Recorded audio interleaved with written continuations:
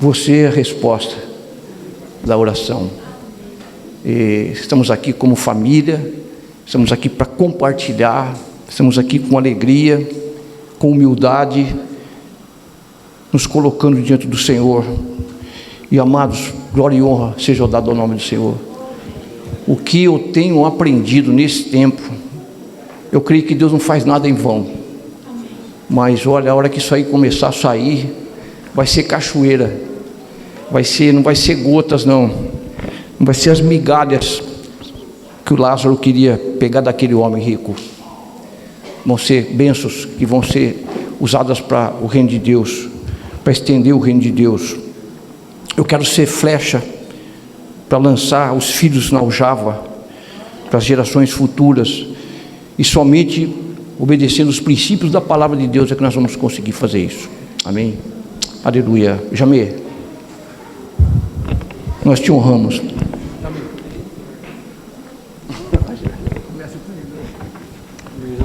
Amém, graças a Deus. Tudo bem, amados? Os argentinos lá também?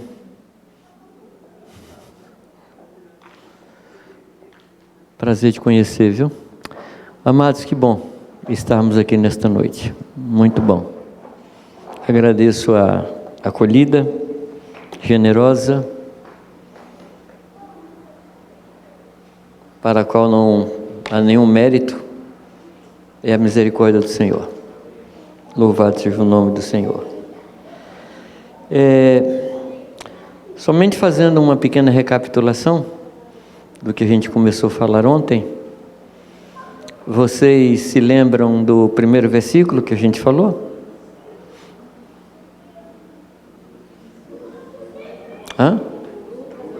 Lucas 18, que diz o quê? Que diz o que o texto? Tá, o assunto é esse, mas o que diz o texto, finalzinho do versículo?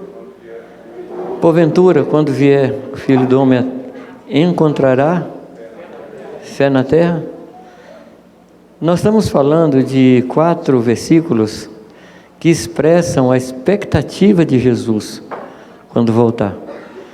Eu comecei falando que a gente tem o costume, a prática de olhar pela escatologia para tentar entender, tentar ver o como, o quando o Senhor Jesus voltará. Então a gente fica preocupado com isso.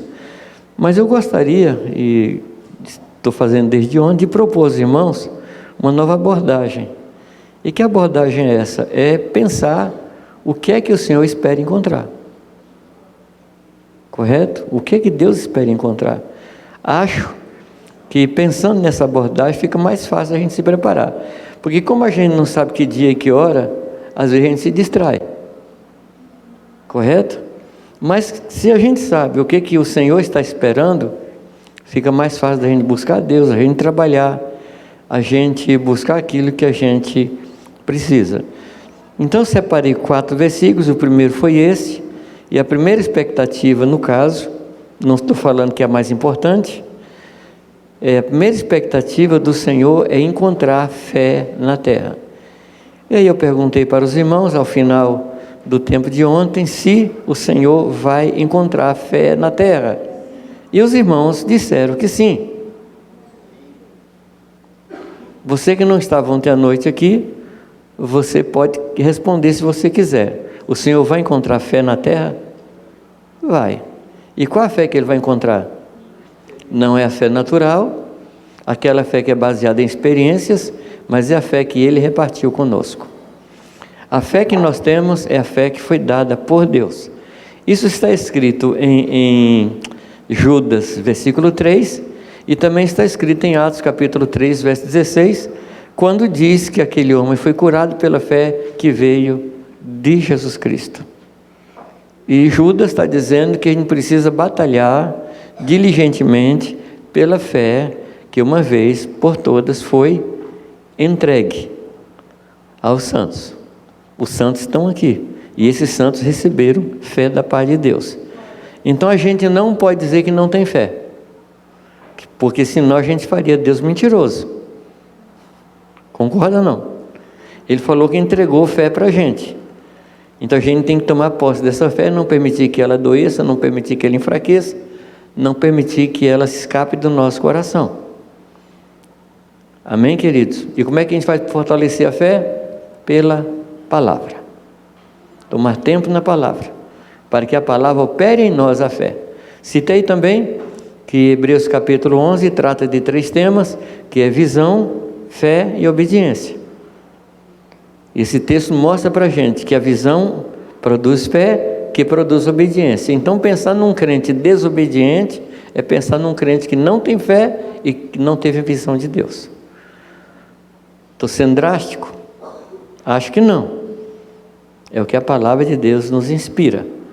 Então a visão de Deus, a palavra de Deus gera fé no nosso coração, que por sua vez vai gerar obediência. Não é isso que Tiago fala conosco? Mostra-me a tua fé, que eu mostro as minhas obras. E ele diz que fé sem obras é espírito sem corpo. Aliás, corpo sem espírito. Invertir a coisa. Esse foi o primeiro momento. O segundo momento, nós tomamos outro versículo. Qual foi ele? Porventura, aliás, a pergunta é: qual é, pois, o mordomo fiel e prudente, a quem o Senhor vai encontrar alimentando seus conservos? E aí eu quero perguntar: quantos mordomos nós temos aqui? Alguns não são? Queridos, tudo o que está à nossa disposição pertence ao Senhor. O que é que você tem na vida? Absolutamente nada. Nada. A nossa Bíblia diz que a terra, a sua plenitude, tudo que nela há, pertence ao Senhor. Então nós temos 0. E para completar o quadro, teve um dia que nós nos entregamos a Ele. Aí acabou. Se a gente tinha alguma coisa, nesse dia a gente perdeu o que a gente pensou que tinha. Tudo é do Senhor. Então o que é que a gente é? A gente é mordomo. O que é que se requer do mordomo? Que ele seja fiel, que ele seja bom despenseiro da multiforme graça de Deus para alimentar os seus conservos. Que eu comentei, amados, é que tudo que Deus colocou na nossa mão não é para nós. Nós somos caixa de passagem. Puxa vida, nenhum amém, mas tudo bem, eu vou continuar animado a falar. Vocês não vão me desanimar, eu vou continuar falando. O que nós temos não é para nós. A palavra diz que a gente deve trabalhar para quê? Para poder ir para Paris no final do ano. Eu digo Paris é Aparecida do Norte. Não é Paris, França, não. Trabalhar para trocar de carro. Que mais? Trabalhar para comprar uma casa. É isso que diz o texto? Não. Trabalhar para ter com que repartir. Amém? Uma das características da igreja diz que ela perseverava na comunhão, na doutrina dos apóstolos e na comunhão, no partir do pão e nas orações. Você percebeu que não está falando que ela perseverava no comer o pão? Está falando que ela perseverava no partir o pão? É que a gente pensa que a igreja primitiva comia pão, a igreja primitiva repartia o pão. E essa era uma das características da igreja. Amém? O pão que você tem na mão não é para você. Eu estava lembrando esses dias atrás de uma das figuras da igreja que é usada pela igreja católica, que é a figura do pelicano. Não sei se vocês já leram sobre o pelicano, e eu não sei exatamente se é uma lenda, mas o pelicano é aquela ave grande que tem uma bolsa sob o bico. E você sabe o que aquela bolsa carrega, né? Carrega os peixes que ele pesca para trazer para os filhotes no ninho. Mas a lenda diz que quando os filhotes, que são vorazes, eles vão comendo o peixe que está no bico do pelicano até que termina o peixe. E se eles continuam com fome, eles comem a carne do pelicano. Eles comem a carne do pelicano. Por isso que o pelicano é um dos sinais, é um dos símbolos da igreja na cultura católica. E eu acho um bom sinal. Acho um bom sinal. Nós estamos aqui para servir. Nós estamos aqui para cuidar. Então a pergunta é hoje, se o Senhor vier, Ele vai nos encontrar cuidando das pessoas? E por favor, amado, não vem dizer que você tem muito problema, por isso não cuida dos outros, porque essa desculpa não cola. Caim tentou convencer a Deus, não colou. O Senhor pergunta a Caim, o que ele pergunta?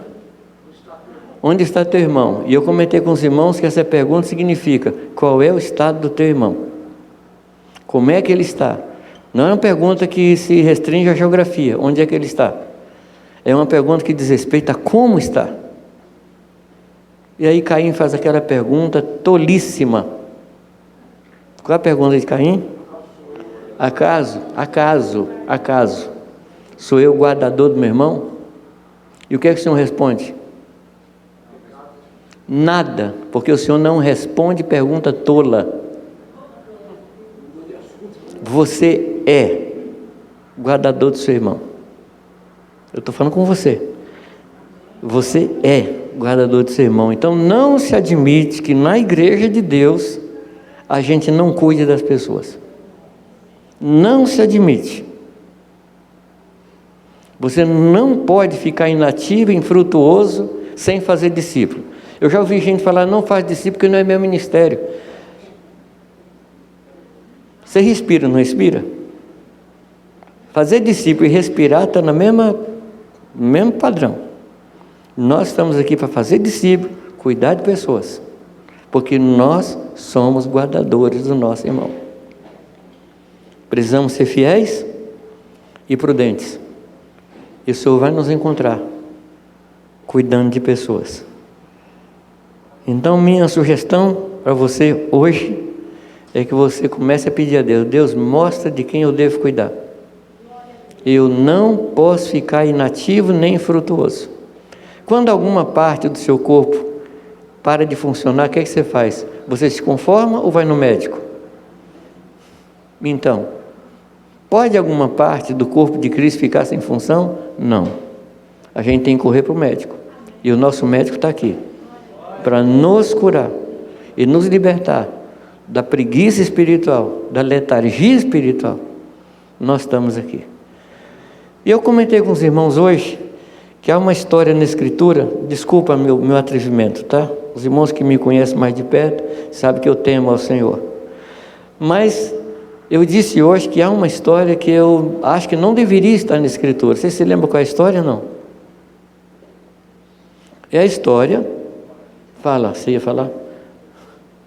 Você levantou assim, eu falei, vai falar. Do tanque de Betesda.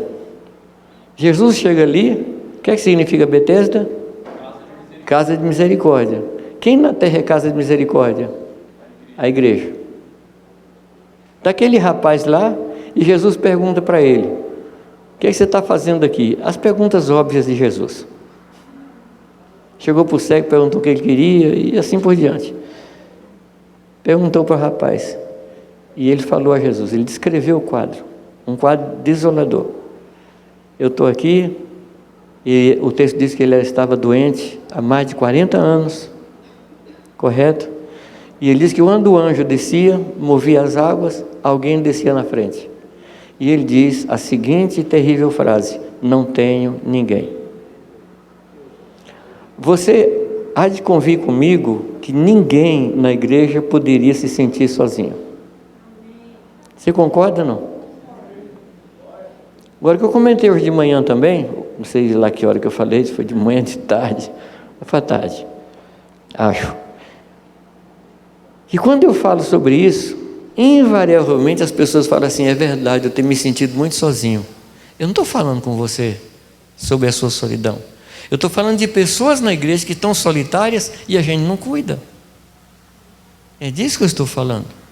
Então eu não posso pensar que alguém deve cuidar de mim para eu não me sentir só. Eu estou dizendo que é minha responsabilidade não deixar pessoas sozinhas. Muda alguma coisa ou não? Porque tem alguns irmãos que têm aquela síndrome, né? De dizer, ninguém me ama, ninguém me quer, ninguém cuida de mim, ninguém me atende. Por favor, meu amado, isso já passou do tempo, já não está mais na moda. Levanta e vai cuidar de gente.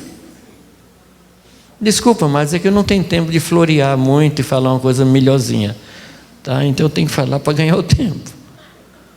Cuida de pessoas. Ah, mas eu tenho tão pouco. Tá, mas não estamos falando do que você tem.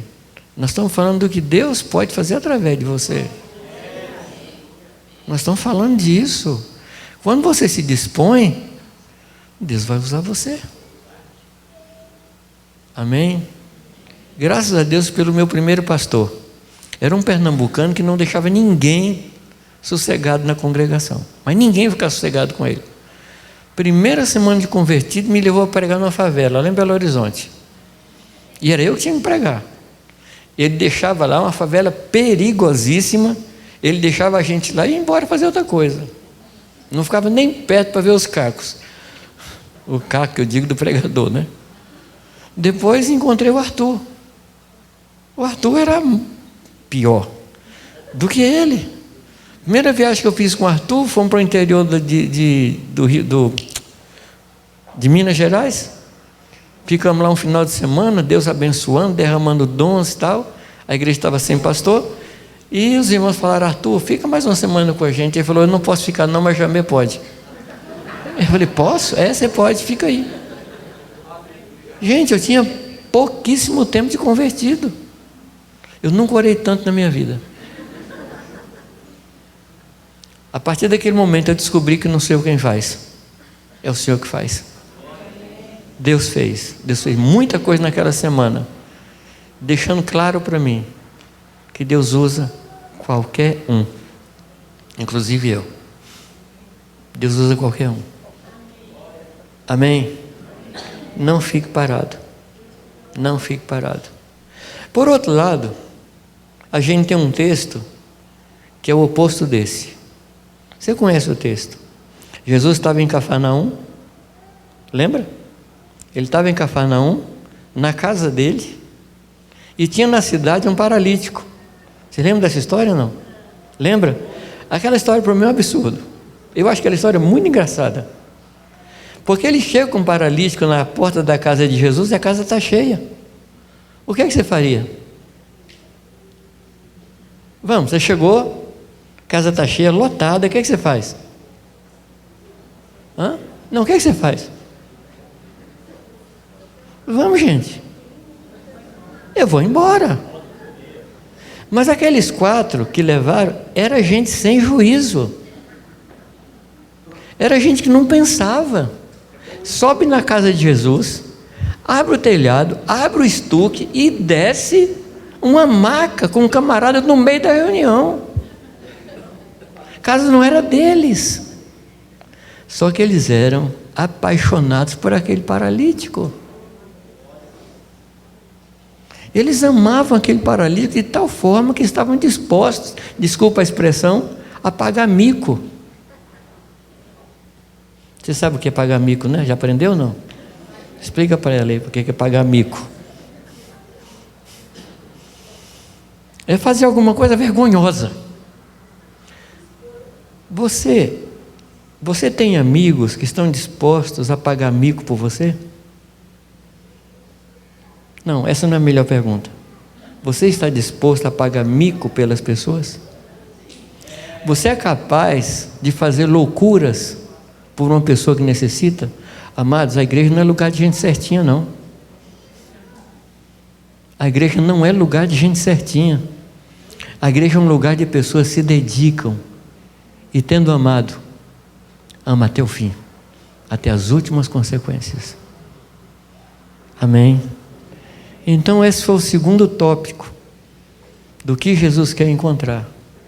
Eu quero ir para o terceiro tópico. Abra a sua Bíblia comigo em outro texto que nós vamos ler agora. Eu quero que você leia Hebreus capítulo 12, versículo 14. Nós estamos falando de como o Senhor quer nos encontrar. É disso que nós estamos falando. Amém? O que é que diz Hebreus 12, 14?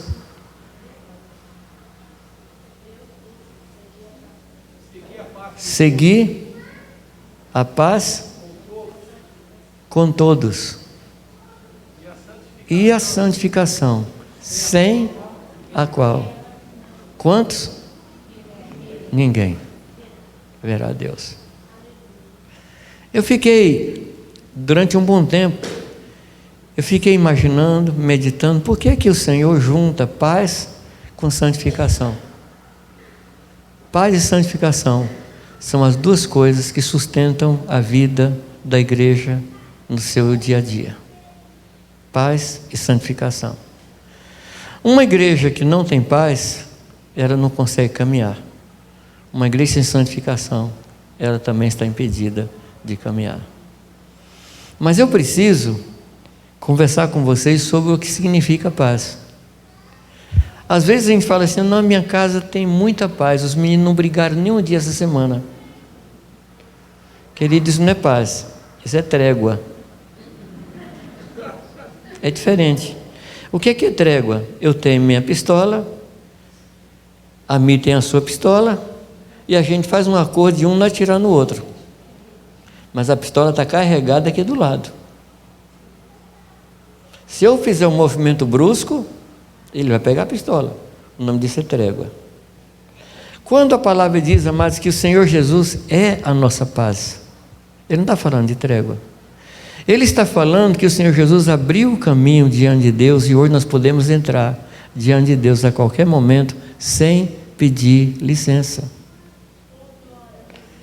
Ele está falando, amados, que a parede que havia, Ele derrubou. Vocês conhecem o texto de Efésios, capítulo 2, que fala disso. Mas, onde é que está a parede de separação? A que Paulo está se referindo, quando ele fala de parede de separação? Porque o restante da Escritura fala de véu. Que parede de separação é essa? Vocês sabem, não? O judeu não queria nada com os gentios. Então eles levantaram uma parede entre o pátio dos gentios e o pátio dos judeus. E na porta que ligava os dois ambientes, tinha um dizer em cima, tinha uma placa: o gentio que passar para cá, ele morre.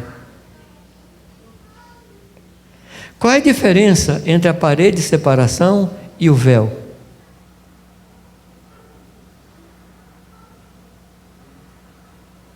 A parede de separação é para proteger os judeus dos gentios. E o véu?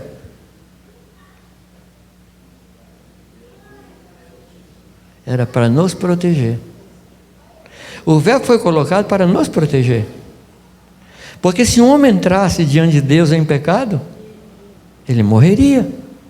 Então o véu não foi para proteger o Senhor, foi para proteger o ser humano.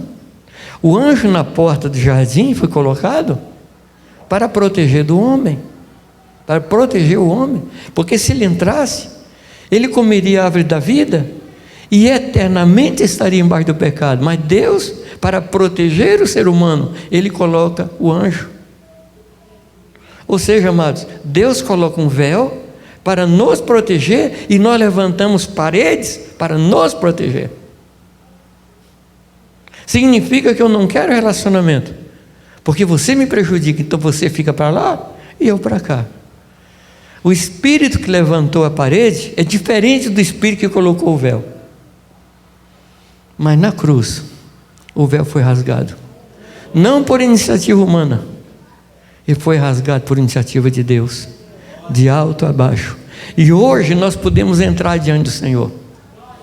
Qual é o pai e a mãe que estão sentados na sala conversando com gente importante, depois que os meninos metem o pé na porta e entram lá, e pai, mãe, é assim.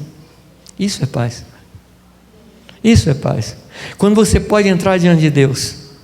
Eu já contei para vocês, quando houve a declaração de paz entre Israel e Egito, Anwar Sadat e Begin, era o nome dele, em Camp David, Estados Unidos, os jornais colocaram assim: foi assinado um acordo de paz. Um escritor judeu Ele falou: isso não é paz, isso é trégua. Porque o que é paz? É quando Egito e Israel suspendessem a barreira que havia na fronteira. Então qualquer egípcio podia entrar a qualquer hora em Israel sem pedir licença.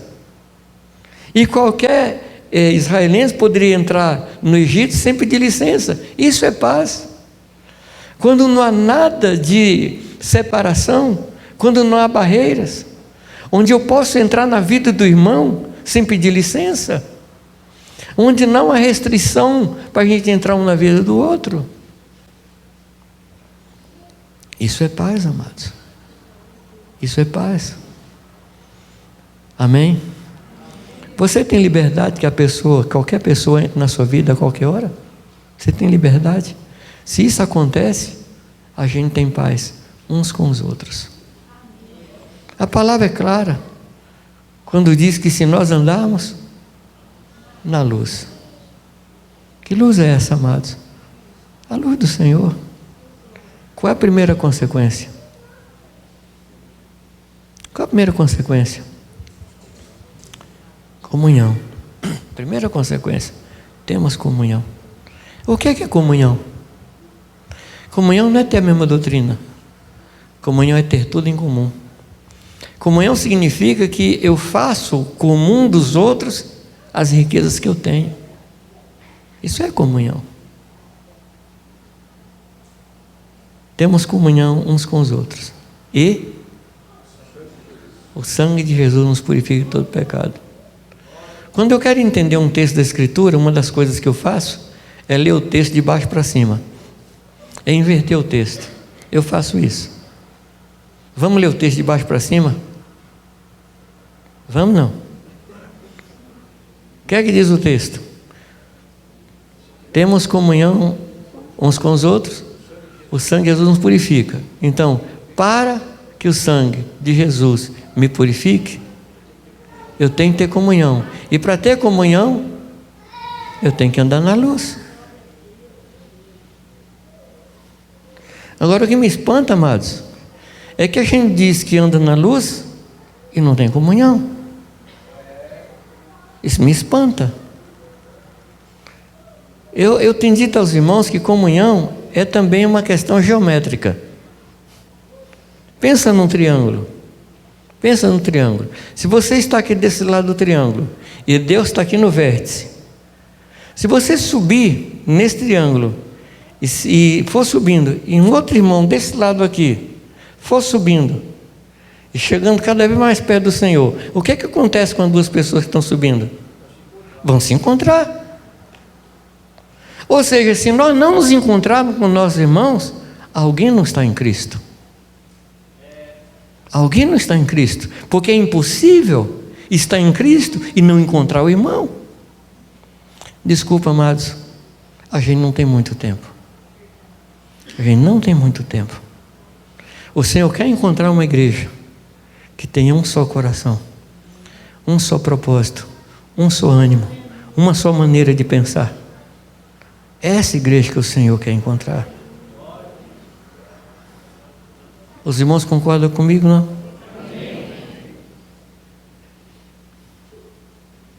Há um texto que vocês conhecem. A gente tem que ter comunhão até com corintiano, né? Mas a gente sabe que Deus perdoa. Isso se arrepender, né? Se o corintiano se arrepender, Deus vai perdoar. Depois a gente ora por você, tá? Você vem aqui.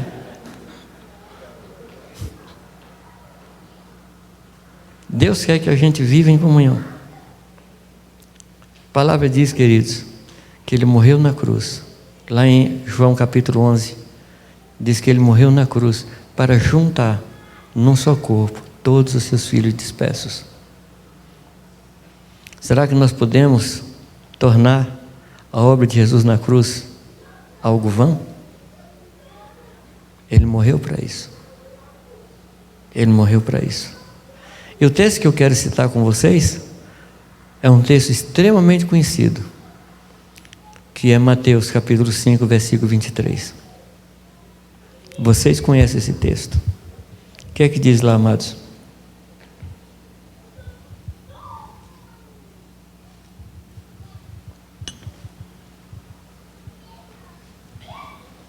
Acharam ou não? O que é que diz o texto? Pois ao trazeres ao altar a tua oferta, vai primeiro reconciliar-te com teu irmão, e então voltando faze a tua oferta. Tá. Vocês ouviram aí atrás, não? Então eu preciso que alguém lá de trás leia. Se você trouxer a sua oferta ao altar, vai alguém lá de trás, por favor.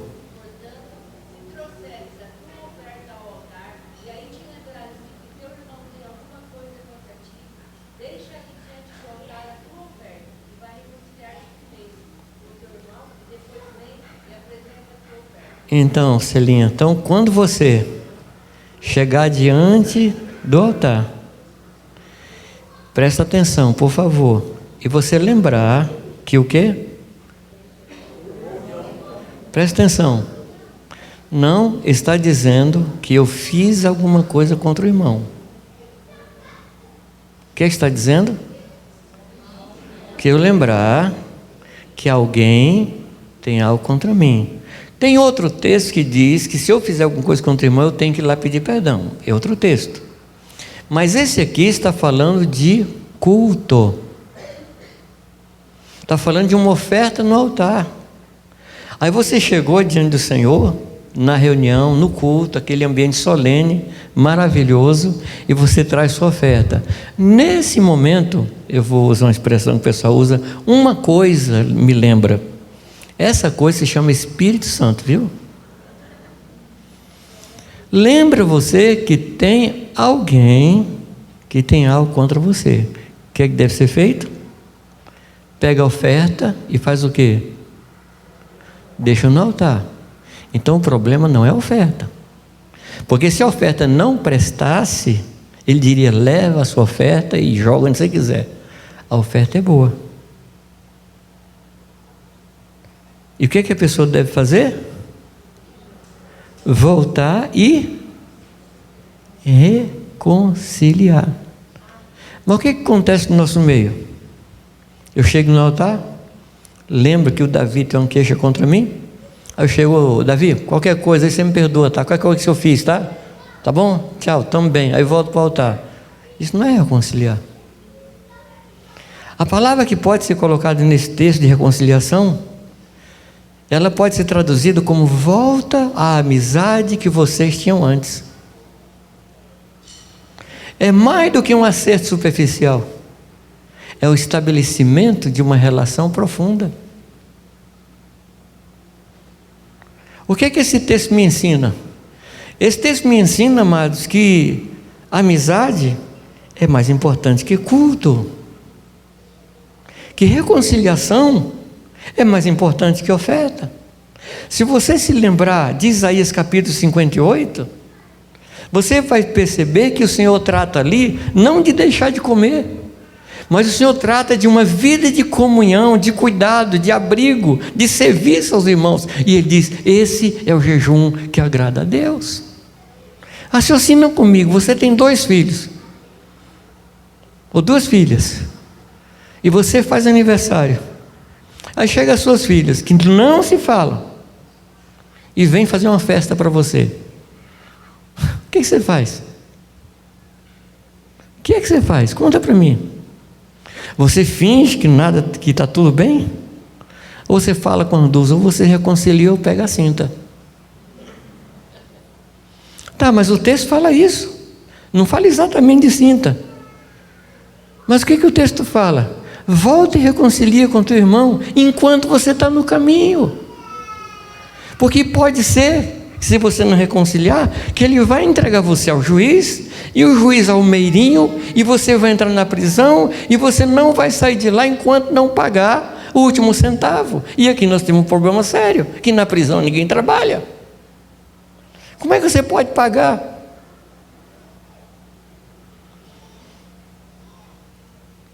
Os irmãos me compreendem. Como é que a gente pode celebrar a ceia com problema? com os irmãos. Me compreende, queridos? Como é que o Senhor quer nos encontrar? Em paz com todos. Mas sabe o que acontece, Jamê? Tem um problema. Aquela pessoa me feriu muito. Tá bom. Tá bom não significa que tá bom que o irmão lhe fira. Tá bom que eu entendi a sua colocação. Mas você lembra de Mateus 18? Mateus 18 é uma peça famosa, fantástica. Mateus 18 começa com uma pergunta. Lembra não? Quem é o maior aqui? Começa com isso. O que é que Jesus faz? Pega uma criança. Ele faz o que com uma criança? Se vocês não se tornarem como essa criança, você não pode herdar o reino dos céus. Gente, é uma questão de vida. É uma questão de vida eterna. Ou a gente fica com a razão, ou fica com o reino dos céus. Ou a gente fica com a razão, ou fica com o reino dos céus. O que é melhor? Ter razão? Ou ter o reino dos céus? Não estou falando do inferno não, tá? Não vou falar de inferno não, que é muito pesado. O que a gente prefere? Ter razão? Ou ter o reino? E aí Jesus toma a criança.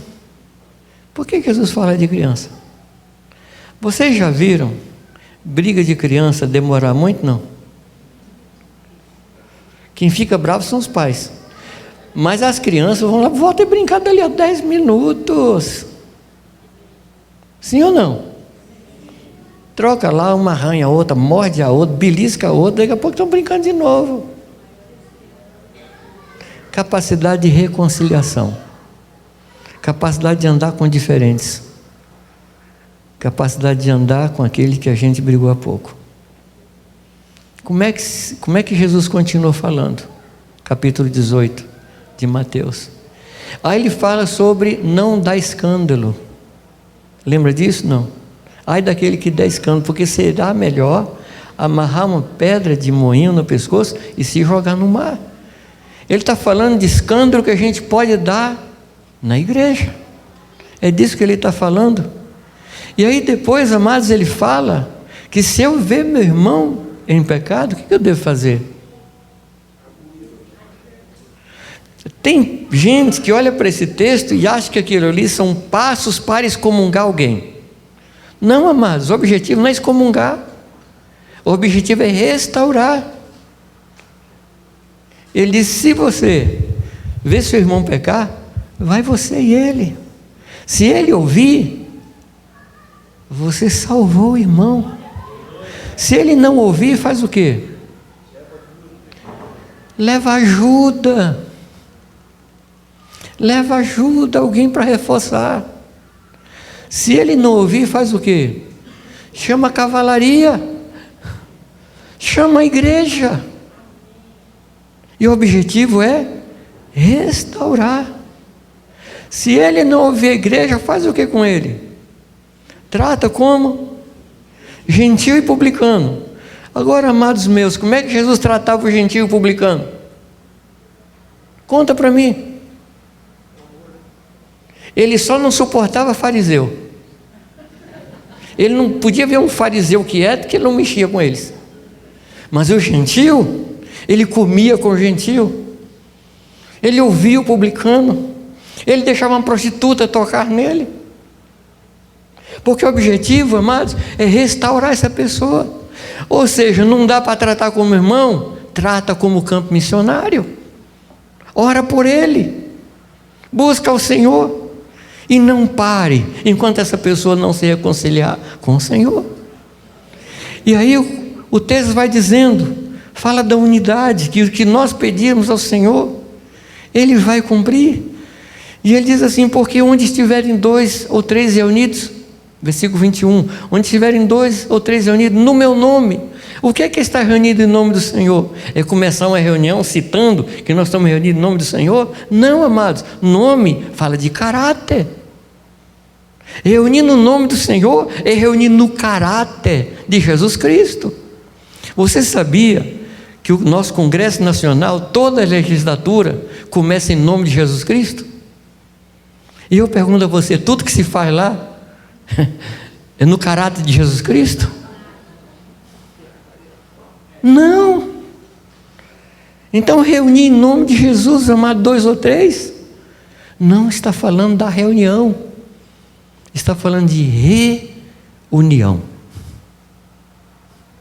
está falando de reconciliação, porque onde há reconciliação, ali o Senhor está. Ali o Senhor ordena não somente a bênção, a vida.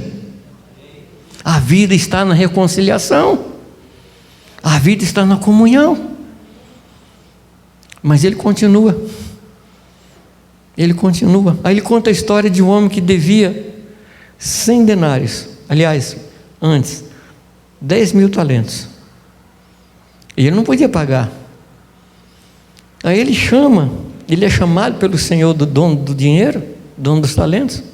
Ele fala: pague, senão vão vender você. O que ele faz? O que o Senhor faz?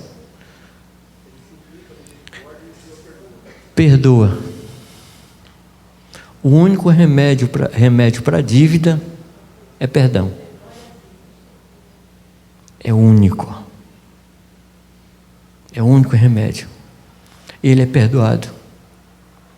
E logo depois, ele encontra alguém que lhe devia quanto? 100 dias de trabalho. Eu não sei se você já fez a conta do que representa 10.000 talentos. Eu fiz. Representa alguns milhares de anos de trabalho. Ou seja, é impagável. Por que o Senhor faz esse absurdo? Vou usar outra expressão mais bonita, essa hipérbole. Por que o Senhor usa esse tipo de coisa? Para mostrar para nós que o que Ele nos perdoou é infinitamente maior do que o que alguém fez contra nós. Ele está dizendo para nós, amados, que deixar de perdoar 100 dias de trabalho é ridículo quando nós somos perdoados por milhares de pecados que nós cometemos contra Deus. É isso que ele quer ensinar nesse texto. Ou seja, amados, reconcilia. Ah, mas a pessoa me ofendeu. Tem um remédio para a ofensa. O que é? Perdão. Por que nós andamos com o Senhor?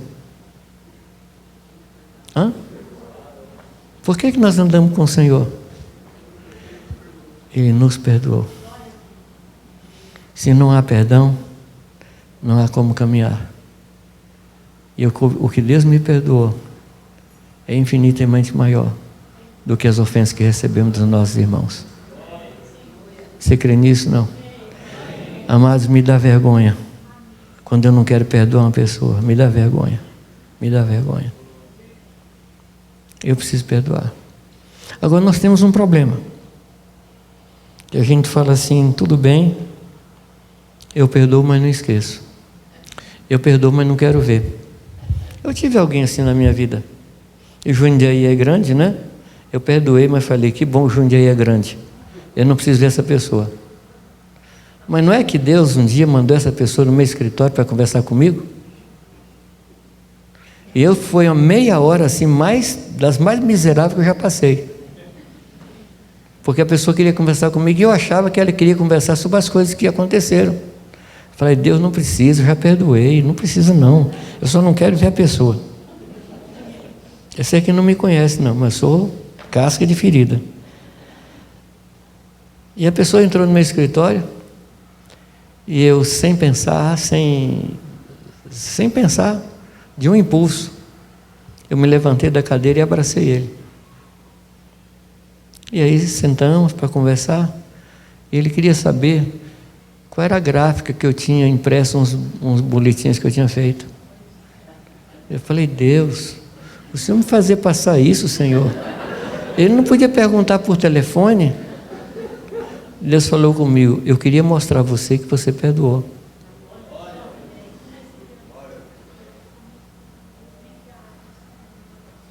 Perdão é a primeira coisa da nossa caminhada com o Senhor. A gente considera o perdão como o fim de uma história. Deus considera o perdão como o começo de uma história. A gente considera o perdão como assim: pronto, está perdoado, cada um para o seu lado. Deus diz assim: você está perdoado, pode andar comigo. Você entende a diferença? Ah, mas sabe o que acontece? Eu me lembro ainda. Será que Deus se lembra dos pecados que a gente fez? Não? Não? É uma questão de amnésia? Deus se esquece onde pôs a chave? Deus se esquece? Não. O perdão de Deus significa: eu me lembro de todos os seus pecados, mas eu não permito que a nossa história seja moldada por aquilo que você fez. Ou seja, eu não permito que a lembrança afete o meu sentimento por você. Ou você, quando se ajoelha diante de Deus, Deus fala assim: você lembra daquele dia, em 1915, que fez isso? Deus faz isso com você? Não. Um amigo meu, cuidando de um discípulo, o rapaz tinha muito problema de finanças, e ele trabalhava daqui, trabalhava de lá, trabalhava daqui, o Tom, marido de Carmélia. E o rapaz nada, não conseguia acertar a vida. E ele era professor, salário assim de professor, e ele juntando dinheiro para comprar um carro, não sei se carro, um Fusca. E ele estava juntando dinheiro para comprar aquele Fusquinha, assim, uma condição terrível. E ele foi cuidando desse rapaz, até que chegou um dia, ele falou: o único jeito desse rapaz consertar a vida é ele começar do zero. E a única forma dele começar do zero é eu pagar as dívidas dele. Então pegou aquele dinheirinho suado que ele estava juntando, conversou com a esposa, claro, e pagou a dívida do rapaz. O rapaz ficou liberto, maravilha, fez festa e tal, que bênção e tal. Passou um tempinho, o rapaz veio falar que estava com problema de finanças de novo. Aí Deus falou com ele: pega o dinheiro que você está guardando e dá para ele. E ele falou: Senhor, mas de novo? Ele falou: não, se você perdoou, essa agora é a primeira vez.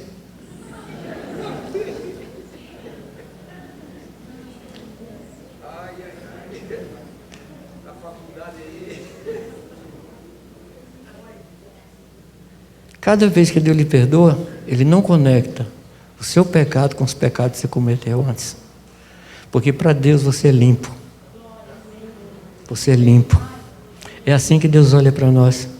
E nós poderíamos olhar para os irmãos de forma diferente da que Deus vê. Ele não nos falou que nós temos que perdoar como o Pai nos perdoou? E foi assim que o Pai nos perdoou. Então eu não permito que a lembrança de uma ofensa que alguém me fez interfira na minha relação com Ele. Porque eu não olho mais para Ele segundo a carne, mas eu olho para Ele agora segundo Cristo. Paz com quantos? Todos. Deus, até aquele cara chato, até aquele cara chato. Ele fala que a gente tem que perdoar a pessoa quantas vezes? 70 vezes 7 por dia. É impossível alguém pecar contra mim 490 vezes no dia. É que o Senhor trabalha com hipérboles, com exageros, para mostrar que se isso acontecer, ainda assim você tem que perdoar. Esse é um tipo de pecado, de perdão, e a palavra para perdão ali ela é diferente, que dá a ideia de perdão pré-pago. Eu vou lhe explicar. Você marca um encontro com alguém que é pontualmente atrasado. Você marcou um encontro, mas você sabe que a pessoa tem a religião do atraso. Para ela atrasar é uma questão de religião. Ela não pode chegar no horário. Aí você marca um encontro com essa pessoa. 3 da tarde, vou encontrar em tal lugar. Aí a pessoa chegou atrasada, o que você faz? Nada, você já tinha perdoado. Amados, isso alivia a pressão do relacionamento. Você dá à pessoa a cada manhã um crédito de 490 perdões. Isso alivia a pressão do relacionamento. A pessoa já está perdoada. Amados, vida de igreja é vida de perdão. É vida de ferida? É sim. Que feridas são essas? São as feridas que eu sofri na casa dos meus amigos.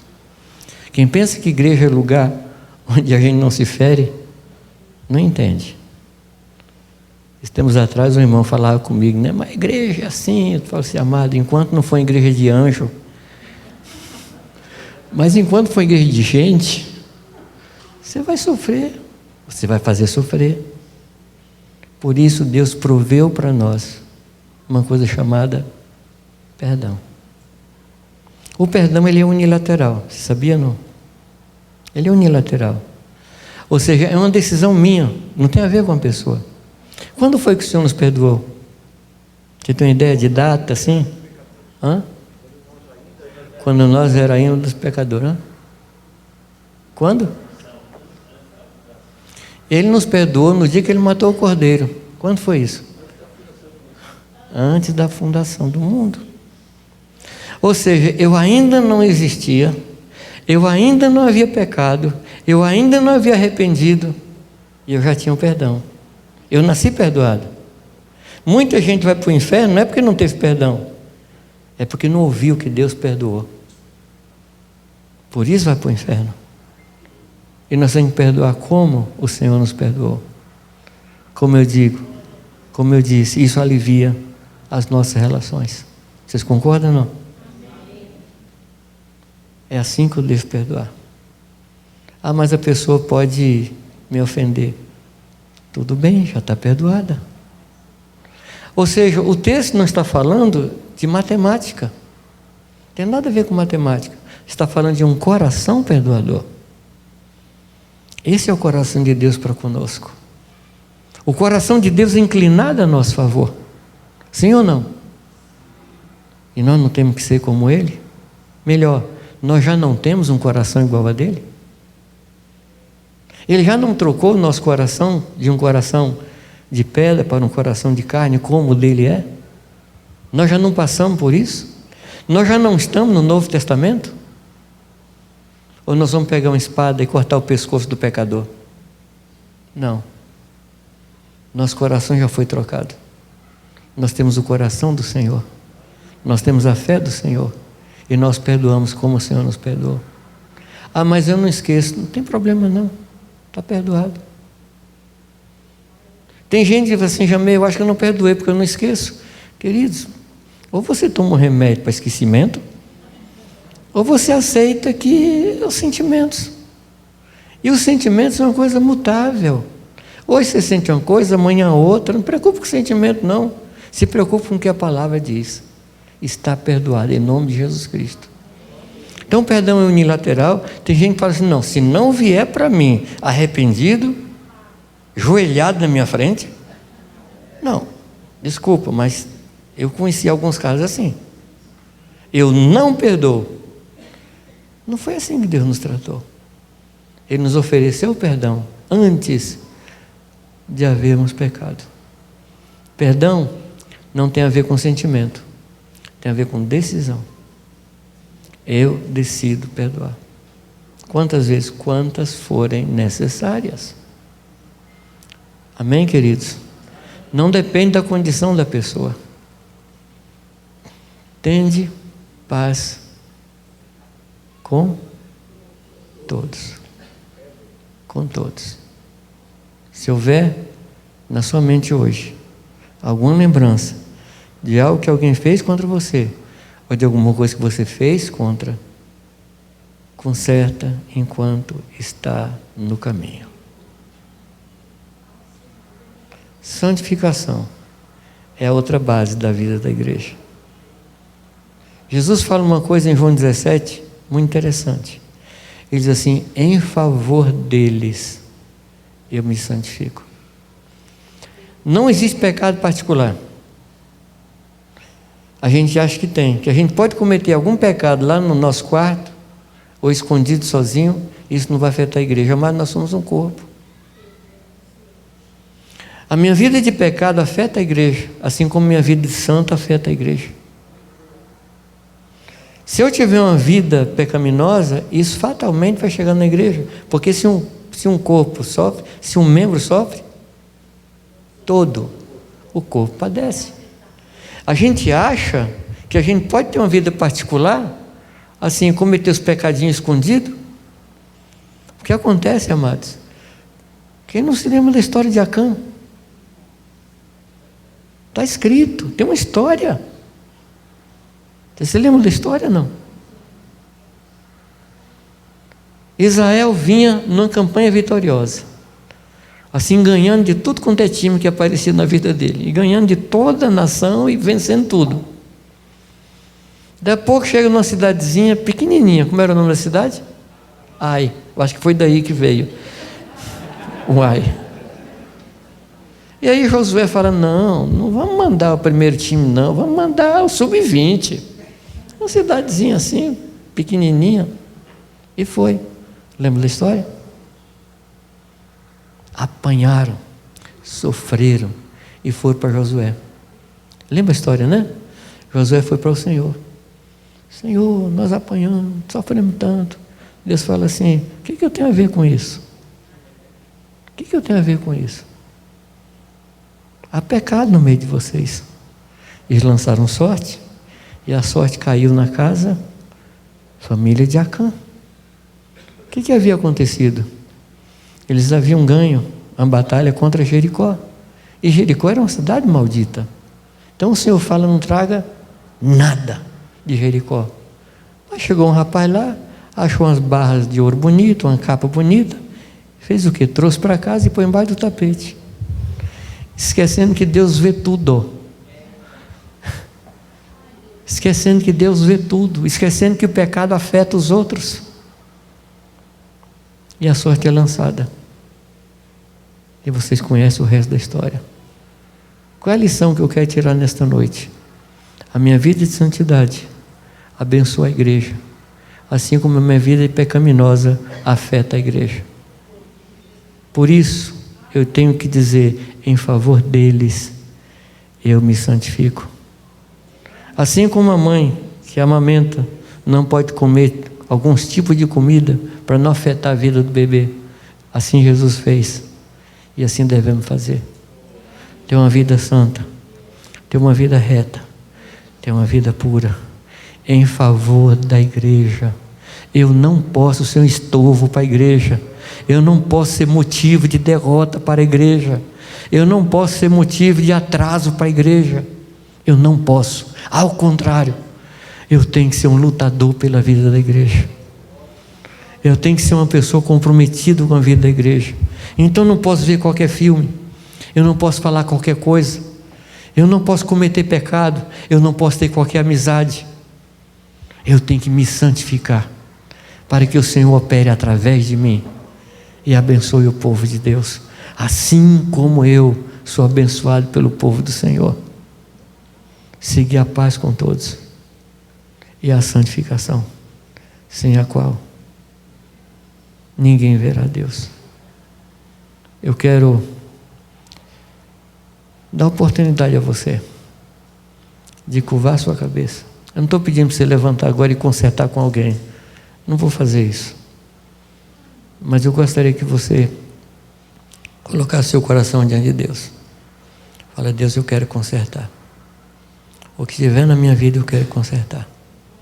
Eu não quero ser estorvo, eu não quero ser tropeço, eu não quero ser motivo de derrota para a igreja.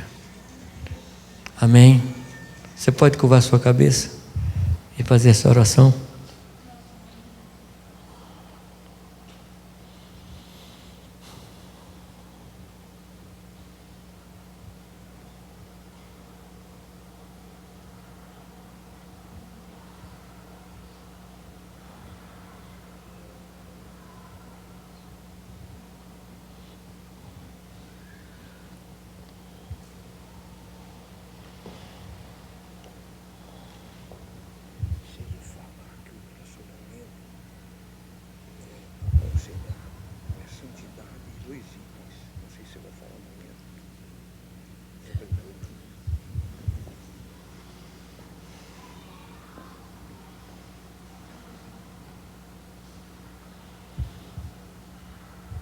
Senhor, nenhuma oração que o teu povo faz fica sem resposta.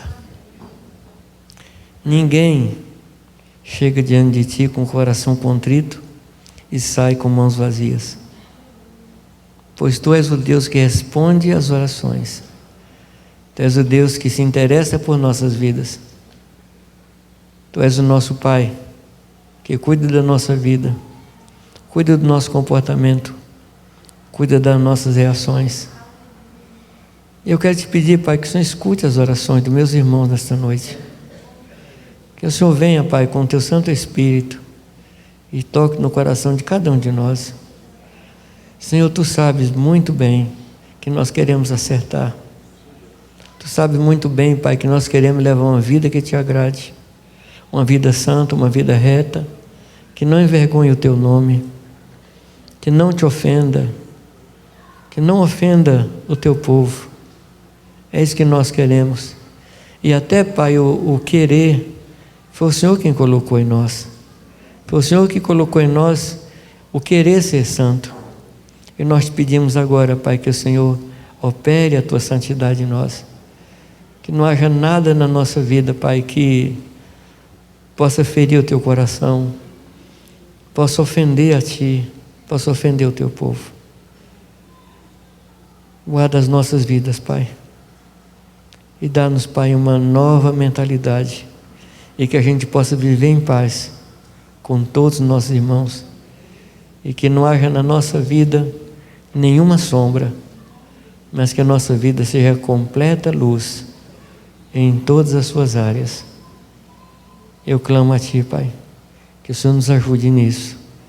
Que o Senhor nos ajude a caminhar em santidade, em pureza e em comunhão contigo e com cada um dos teus filhos. Em nome de Jesus. Amém, Senhor. Amém. Se o Senhor permitir, amanhã de manhã ele vai tratar do 4º ponto, que é a nossa responsabilidade aqui na terra. Tá bem, se o Senhor permitir, se o Senhor deixar ele viver até amanhã, e todas essas coisas aí, né? Muito obrigado. Que o Senhor te abençoe.